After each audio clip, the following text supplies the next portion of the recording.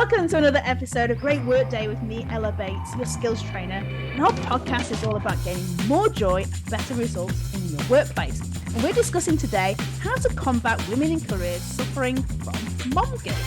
It's my absolute pleasure to introduce you to my guest today, Alycia Washington. Alycia helps mums build confidence, release that guilt, and get really unstuck so they can live with more purpose, intention, and joy, which is what we're all looking for. Excited for this? Alycia holds a master's degree in professional counselling and has over 25 years of experience in youth and mental health programming. The hardest and, of course, most fulfilling role remains that of a mom, even homeschooling her two sons through fourth and first grade. Her journey to motherhood is chronicled in her chapter, My Journey to Motherhood, Birth the Brand, featured in the Amazon bestseller, Girl, Your Brand is a Big Deal anthology. I look forward to reading that. I've just heard of that, Alycia, so congratulations on the book. Yeah. But her mission is really unraveling the myths that shatter the confidence, that hinder our relationships, and the induce stagnation for moms. So welcome, Alycia. It's so great to have you on the show. So great to be here. Thank you so much. Oh, love how you read that. I was like, ooh. It sounds so much better when you read it. Like, now, isn't that interesting? When it comes from ourselves, it feels different, doesn't it, than when other people say things to us. I hear other people read it. I was like, wow, okay. I sound good. Well, you do sound great. And I'm excited to talk to you about this because mom guilt really is something, and in my opinion, really hasn't been talked about enough. I'll share my own experience, which was a couple of years back now. I was dropping my kids off to daycare at 6 a.m. in the morning. So you can just imagine the time that I had to get the kids out of bed. I was rushing to work, commuting, trying to get back to them for at least half an hour before bedtime. But I love my career. And I also love my children. Yeah. And at that time, I really felt that society wasn't supporting working parents well enough. So my first question to you, Alycia, is, do you think that's changing? I think what's changing is that women are starting to kind of break the mold a little bit. Yeah. I'm liking that change. I'm a Gen Xer, and, my mom's generation didn't talk about the things that they were going through. Right. And and now here we are beginning to talk about it more, finding out, one, that we're not alone. Yes. And I think that's a big thing. And once you find out you're not alone, then you want to talk to everybody else about their experience. And what that does is build community, and it shatters it shatters that feeling of being alone, being by yourself, and that you have to carry the weight by yourself. Right. And so that village. Yeah. And and then it shatters the taboo of it all too. It shatters the thought that we say a lot, or we hear a lot about the pressures that are put on us as moms, right? And it's been a generational thing, because we learn how to do this by watching our moms and the moms of our friends and our aunts and all of these people who lived in a completely different generation and did things differently. And so we're trying to do what they did, and then we're like, but wait, that's not working, or it's not working the way they did it. But really, when they were doing it, they were feeling some of the same things. Yes. They were feeling but alone. Didn't talk to people about they it. Didn't talk about generation. Yeah. They didn't talk about it. They didn't acknowledge it to themselves. They didn't have those. If they did have the woman-to-woman conversations, it's like with one or two people, and it was still very hush-hush. And you only shared a little bit of what you were feeling. You know what I mean? You didn't tell it all, I guess. And so we learn how to push stuff down. We're really good at that. Oh, yes. We're really good at taking those emotions, pushing them down, and keeping and moving forward. And there's a time and a place for that, but you still have to be able to deal with those emotions. Right. And deal with those things that are frustrating you, right?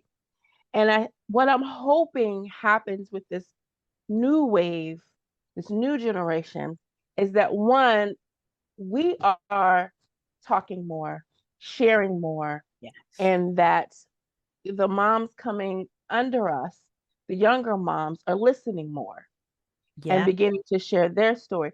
Because when you do that, it it takes away the power of other people's expectations. Mm-hmm. Because now you're sharing your story, you're learning from your own story and from the stories of others. You're realizing you're not in this by yourself. Right. And we Can I, begin to Alycia, form that let me community. rewind for a second. You Go ahead. used a very powerful word there. You said expectations. So Oh, I have yeah. a question about this. Do Come you on. think it's society's expectation for us as career women, or do you think we put those expectations on ourselves? And I'll give you an example of this. I remember when my daughter was young and her daycare said, "Oh, we're going to have all these treats on the last day of fall, and if you can bring some things in." I'm like, I don't have time to bake anything, and I didn't want to be that mom that went and bought something from Costco and brought it in its packet. So I literally went and bought something from Costco and then made it look like I baked it. Because one, I didn't want my kid to miss out. All the other mums were doing it. And also, I didn't have time. I was rushing back from work. I was getting home at 7 o'clock. I wanted to spend quality time with them, not baking some cakes, trying to make myself look like Martha Stewart. But then by the time I got to daycare in the morning, I noticed that I wasn't the only one that did this. And it was it the and I still often think, was that the pressure from the daycare? Was that the pressure from me thinking I need to be this glorious baker, of which I am not, Alycia? Listen, Or was it society? Like, this happens so frequently, doesn't it? I think it's both. And I don't, well, I think the societal pressures come from generations of what moms are expected to look like Mm, and to be. And then we have, because we're a part of society, we have those same expectations. And I call it the mom myth. oh, So say we more. we fall into this super mom myth, right? Yeah, That we have to be perfect. We have to do things a certain way because because we have to present that we're super mom. We right. can't just be a great mom or a good mom, and that looks different in each household because And it's all of us culture as well. have gifts and talents and skills that are different. Right. And so what I'm gifted in, you may not be gifted in, but man, when we come together and Yeah. we share those things, it's a powerhouse. That's When that village when again, this community. We need to be that tapping into each other like community, that, don't we? absolutely. And then when you realize, when you went in there and you saw the same stuff that you saw at Costco, you were like, oh, okay, because everyone else had that same thought. Well, I don't want to be that mom. Right. I Right. don't want to be that. And then the question is, so what if you are that mom? Because really, you are that mom because you went to Costco and got Right. it. What does that mean? Right? What really? What does that mean? You There's are that mom. wanting that reputation And to be that super mama. You're so right there. But what's really interesting, and I'm going to go down a rabbit hole here. So, listeners, buckle up. Alycia, it's interesting because nobody emails the dad saying, "Hey, can you bake some cakes for a bake sale on Thursday?" Right? No one did that. Nobody. listen, the dad doesn't even know that there's something going on Thursday. No, We no. have to tell them, and then they get the option of saying whether or not they can go. Right. That's a whole nother conversation. Isn't it? That's a whole podcast right there. But that's where, your partner, be it male or female, should be part of your village. And as Yeah. moms, now I'm speaking very much for myself right here. And you're right that I wanted to be Superwoman. I really, really did. And I am in my own special way, like you say.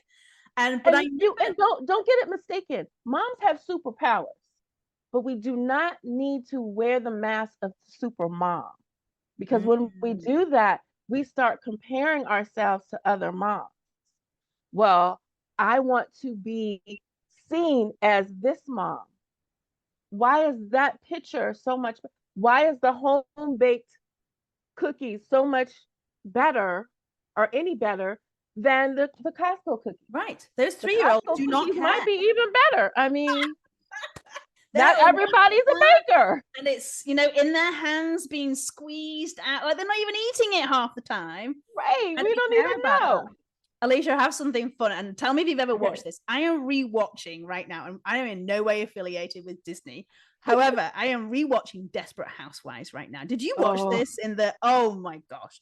And each of them are all very, very different parents. And every episode I'm like, oh, I totally relate to that mum. And then the next day I'm relating to this mum. But you're right, because we get this identity of what a career woman and a mother should look like. We try and embody that rather than just being our authentic selves. Hey, Right. daycare, I don't bake. Do you mind me bake. just bringing some stuff in from the local metro?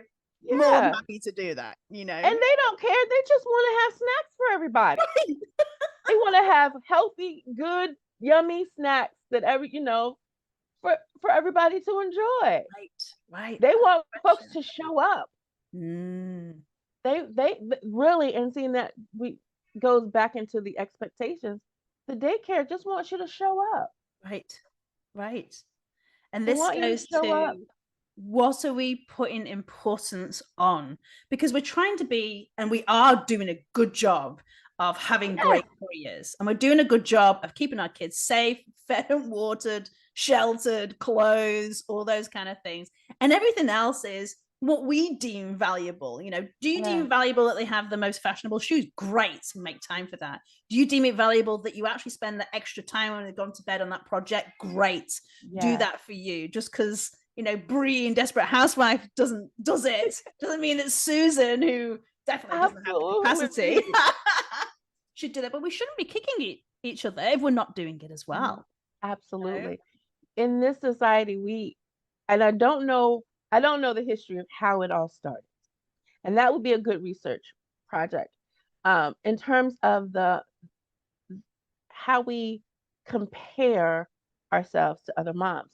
We have the homeschool moms versus the PTA moms, the granola moms versus the fast food moms. You know, we have all these labels that have been put on, really, it's been put on not just moms, but the woman herself, because that's how she has this shows up in the world. She shows up as a career woman. She shows up as we've decided to homeschool our kids for their own reason, right? And so somehow that's been pitted against each other instead of celebrating, you know what, you go ahead.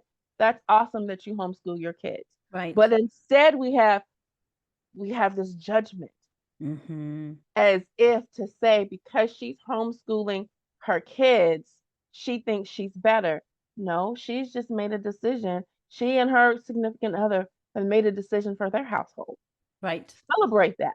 Right. And look at you rocking a career simultaneously, finding that balance, doing you, being authentic.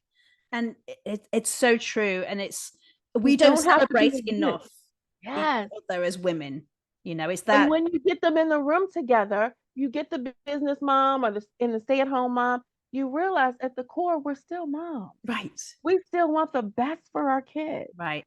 We're still excited to see them shine and we want to do what we can for that. And then when we work together and support each other, what we can do as moms, as a village, as a community is I can't even say the word. It just lost my brain.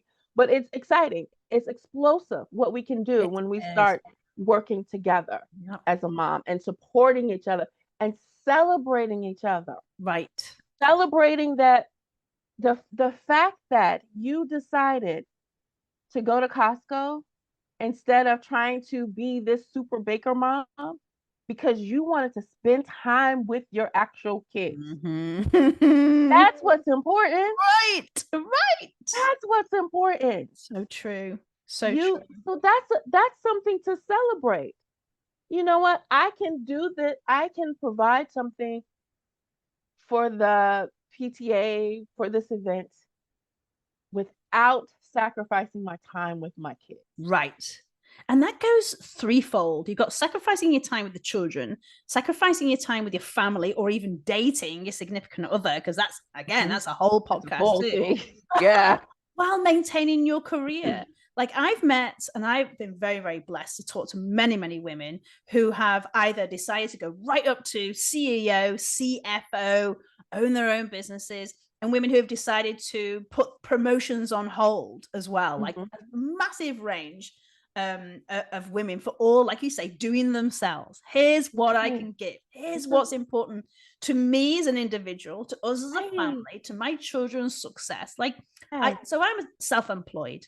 I'm very, very lucky in the fact that my children are watching this as an additional option for you with your children. They're seeing that homeschooling is also an option. And I'm sure they have friends who are in the school institution. They're knowing there's other options, but they're knowing that this is working for them as a family, which is what I love about this, Alycia, is people are showcasing their authentic selves and being proud of where they are and non-judgmental of where other people are. And for the decisions that are being made, that needs to happen more and more and more. So how do we open up conversations like this in the workplace, where not just in our home lives, but in work, we're supporting parents and women, but parents alone, and balancing, juggling that. I love my job and I love my kids, and I don't want to feel guilty about not working extra hard on that project or not baking the cookies for the pizza. Right. I think that goes, it's got to be a back door. And I think the back door is through wellness and mental health. Because if companies can invest in their employees' mental health and have those conversations, because it's stressful for moms, and dads have a different kind of stress. Yes. So I'm writing this down. You're absolutely right. Because mental well-being isn't just your stress levels with your workload. It's how are you balancing those things? How you're balancing it all. Right. And all of that plays into your anxiety levels, your depression levels. And really when we feel... Alycia, excuse me, my cat is crying. Alycia, big cat, come over here. For those listening in the podcast, I do have a cat in the room. This is my biggest fundamental mistake. Come on. I just have to calm her down because I am trying to listen to these words of joy from Alycia. These are top tips. Oh, okay, now she's had my attention for a bit. Please carry on. Sorry. This is work-life balance right here, Alycia. Work-life balance, man. Don't worry. I had my oldest is home. He had appointments this morning, and the class. By the time he was going to get to school, it was his study hall, and he was like, "Mom, please just let me go home. Just let me go home. I'm not going to do any work in there. I'll do more work at home." So I had to send a text. Okay, guys, I'm doing an interview. Everybody quiet. So no calls, because my husband and my other child is at school. No calls. You stay upstairs. Oh, work-life balance. It is. But they're seeing your commitment to helping other parents be successful and be authentic in their decisions as parents, and that they're watching you do that. That's a massive, beautiful thing for your children to watch, I'm sure. Absolutely. It's important for them to see parents, moms and dads, as people. Because another myth... I laugh because that's so true, but we don't say that enough. We don't say it. We are people too, and they have to, just like in school, we didn't realize our teachers were people. It's so true. You felt like they were celebrities when you saw them out in the real world. Right. And they're legit, and it's hilarious now because I have friends who are teachers, and I know their teacher self and I know their fun self, and I'm like, I didn't know my teachers had fun back then. Right. Right. I just didn't know. And they need to see and understand that too, our kids. And one of the other myths, and we'll go back to what businesses need to do, but one of the other myths that we need to break free of, and this one is an unpopular opinion for some, but it really is, that our kids don't come first. Kids don't come Oh, first. that's interesting concepts. I can hear some of our viewers Oh, recoiling. I know, I can they're also like, hear what? people cheering for joy. Yes. Listen, kids are important. They are our priority. They are our love. They are our everything. But when we make them the center of our life, Mm, we forget who we are. yes. We forget what we bring to the world, and it becomes routine instead of working with our passion, being intentional about who we are and what we bring to the world and how we show up, because we're so concentrated on this person, this other kid. And Mhm. it's also a detriment to the kids when we put them first in everything. And now I'm not saying that, kids never come first. You pick, you balance that. But at the core, when your whole being is about this child, it's a detriment to them as well, because they begin to internalize that they are the sun and Yes. that everything should go around them. Yes. Which is hard then socially for them. It's hard Absolutely. when they are starting to grow up and realizing that that's not the case with everybody. Not everybody No, has that. And then, everybody is not going to be at your beck and call. right. And then, one day they're going to leave the nest, do beautiful things in the future. And then who the heck are you? I know plenty of friends Absolutely. who really don't know who they are outside of No, this identity. So I love the fact that you've said that kids don't come first, because, and I'm saying that I try not to do this. And sometimes it's a case of, I actually explain the decisions, because this, if it makes me mhm, happy, the mhm. kids can feed off this energy. You talk about it in a lot of your social media there. We run the energy of the household. If we're Yes. happy and we're living our dreams and having a great time and celebrating our accomplishments, the kids are going to do the same It's the thing for same thing. themselves. Absolutely. And then they learn how to be considerate of other people. Yes. I had my Great kid, my point. kids are spoiled. I'm not gonna front like, I have two boys and they're both completely different, but they're both spoiled in their own way. And my youngest son is having to learn how to, because he's the baby Right. and everybody babies the baby. Even his Yeah. brother babies the baby. And so he kind of thinks everything revolves around him. And then when it doesn't, he gets mad or upset. Right. We're like, dude, you didn't call anybody, you didn't ask anybody, and now you want all of us to just drop what we're doing so that we Right. can come get you or come do this for you. Does that make sense? And he's just like bewildered. He's 15, so there's a whole lot of stuff happening. But he's getting it. It's that Right. shift of, he's more prone now to say thank you when stuff happens. That's great. He's he'll and both of them, mom, because they are good at making plans, but neither one of them have a job right now. Neither one of them have a car right now or any money, but they have all the plans in the world for a fabulous weekend every weekend. So But my not husband and checking I in are with the like, CEO. I'm like, well, how are you planning on doing all this? Oh, well, I was gonna add, oh, you were? Yeah. So now 3 they're getting minutes a before little they need to leave. right, exact that part. And then when we're like, no. Well, and not only that, they don't know our work schedule. They don't, and I don't want my kids to work around my diary either, But at Right. the same time, it's having that compassion. Mum is also Ella, the corporate trainer, Ella, the conference speaker. Yep. Mum isn't my taxi. Mum isn't my snack monster.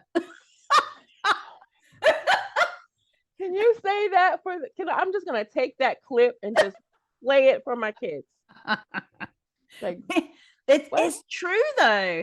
But at the same Absolutely. time, we want to be there for our kids. We want them to have the safe journey. So it's Yep. this balance. So I want to just nip back and let's make this our final question, because I know there's other topics we're going to talk about. I can already feel it, Alycia. Here, you've heard it here. Now today, there's going to be a second podcast with Alycia. But you mentioned there that businesses need to be investing more in mental Yes. well-being for the mental well-being. balancing. So how can businesses support parents so they can still have a fabulous career and provide great service to their customers while still having a beautiful home life? What do we need to do as business owners? I think one is creating an environment of um, calm and peace and caring. Yeah. And because when you, so many times, people go into work and there's this anxiety that they're feeling because of the energy that's in the place. And when we can change the atmosphere, is are we providing a work environment that is calm, that helps your employees to get into a space where they can actually think and be prepared and move in a way that is filled with less anxiety? Right. Are we speaking to our employees with kindness and consideration? Do we remember that these employees are people Right. that have lives? They're not just your employees, but they have lives too. Do you even know, who you're working with? Do you um, connect with these people in any kind of way outside of get this done? Mm-hmm. Mm-hmm. And that's tricky because you don't necessarily, not everybody wants to be friends at work. Right. Let's put that out there, right? But you want to be friendly, you want to be kind, and you want it to be in an environment that is conducive to just calm and peace and productivity. And that's a way to bring that productivity. That when Right. people feel like they're safe Yes. and they are heard and they are cared for, then they will give you more than what you expect. 100%. one hundred 100% so percent. true.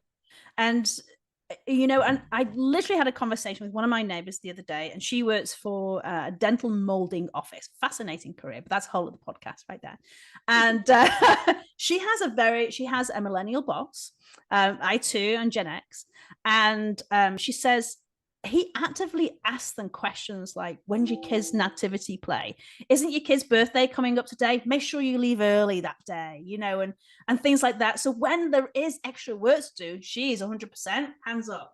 I'm here for Yep. you every time, boss, because you're here Yep. for me in what I need to be Truly. happy, and I'm going to give you what you need to be happy in the times that I have them as well. And she's been there Absolutely. 17 years now, and she said it's absolutely down to them caring. And whether if you're listening and you don't have children, even I know your mum's 60th birthday is coming up. Mm-hmm. Make sure you book some time off. Go and spend some Mm-hmm. time with the family.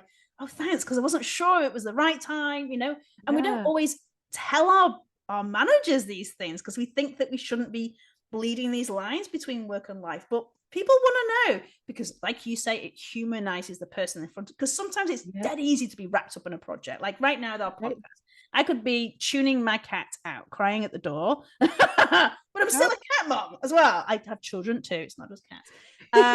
Just to clarify for those listening, no, it happens. But you're aware of that. You have empathy for the fact that I can't concentrate because my cat's crying at the door. But it needs to be the same. It's that law of reciprocity. And Alycia, I'd love to talk to you more about to work-life balance. I'd love that. I know that you have a 90-day program, the Bloom program. So absolutely, you all want to be checking out Bloom with Alycia. But I have one last question here to ask you. Yes.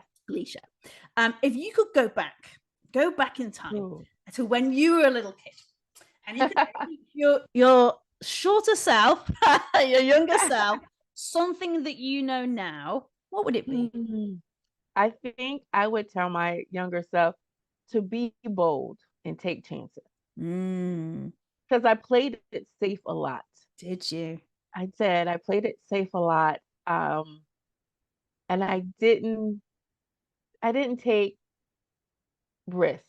I didn't take a lot of risks. I didn't take a lot of chances and I didn't ask because I was like a You were super, super, quiet? Come on. I didn't believe that for a second. Oh man, I was super, super shy. And I am an introvert, but I'm out my shell now. But but I was super, super shy, and I didn't appreciate what I brought to the table. One, because I didn't really know what my gifts and talents were, Right. or the things that I did well. I didn't realize that that was a gift and a talent. Like, Yeah. I've always been the friend that everybody came to talk to, and I'm one of the younger friends in my little Right. childhood circle. But I've always been that one that people talk to, and at the time I didn't realize that that's a gift. Yeah. Look at where it's brought you and how many Yeah, people you've been able to help professionally, providing us, and that must fill your yeah, cup. I mean, money's great as business yeah, owners, yeah, but knowing that you've actually utilized one of your own unique gifts in your yeah, career is absolutely. really very, very special. Well, And Alycia, I own it now. yes, I yes, own it now. I'm good at this. Yeah, Yeah, and I can help you, and it's okay to say things like that. yeah, It really, absolutely, really is. Well, Alycia, absolutely. it's been my absolute pleasure today. I'm going to bring you back because you look Oh, out for season wonderful. 3. We've got to bring Alycia back. It's been full of energy and support. You've heard it here today. Let's bring back the village. Let's start releasing Yeah, mom guilt and be nice to ourselves. But it's been mm, my absolute absolutely. pleasure to have you on the podcast today, Alycia. Thank you so much. It's been so much fun. Yeah. And thank you for our listeners for joining us as well for this episode of Great Work Day, a podcast that's all about getting more joy and better results in the workplace and also as parents. We really hope you've enjoyed the conversation with myself and Alycia. I'm your skills trainer, and my guest here today has some great programs. Check her out, Alycia Washington. I will put some details there in the bio, and that you check out how we could possibly help you grow your careers with confidence, capabilities, and the inspirational skills that you need to have a great work day every single day. And to listen to another podcast, find us on wherever you listen to them. We're Great Work Day. Thanks for joining us.